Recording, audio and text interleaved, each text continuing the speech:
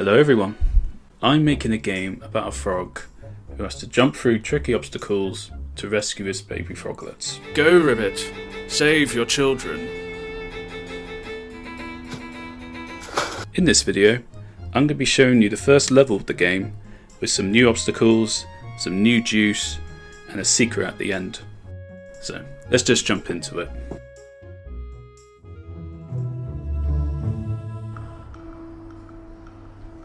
Here we are. This is a swampy area with different trees and particle effects in the background, and some obstacles for Ribbit to traverse across. I've also added a bit more juice to the obstacles as well. But Jack, what is juice?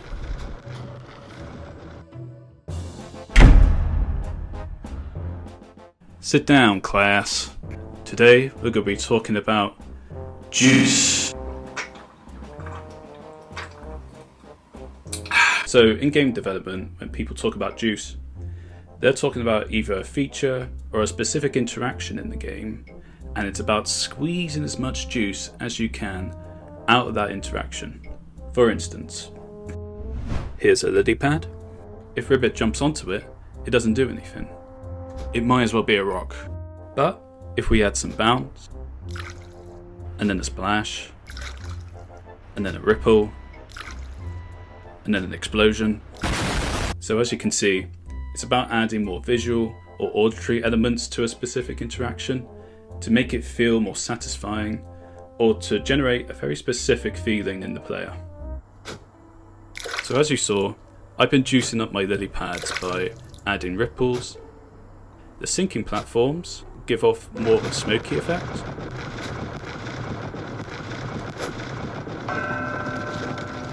Checkpoint stones rotate slightly, and when ignited give off more of a glow with some flames appearing in front of it, just to make it a little bit more three-dimensional.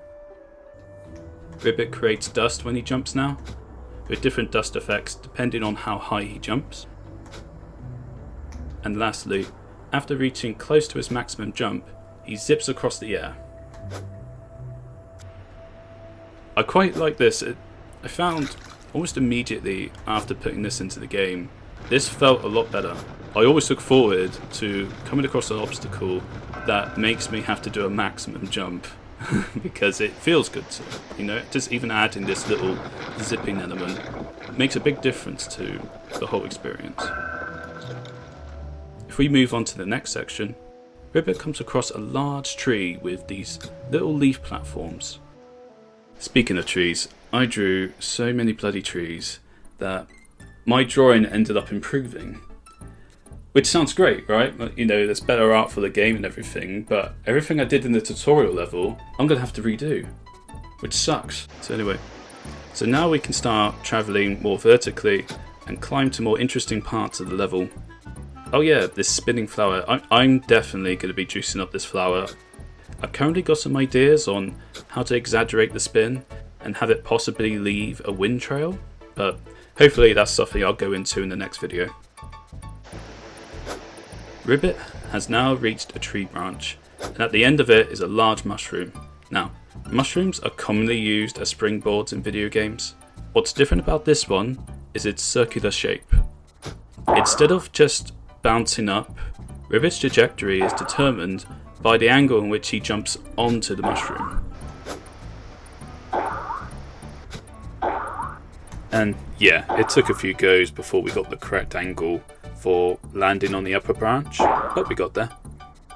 So for the last section, we find a hole in a large tree. Let's have a look inside.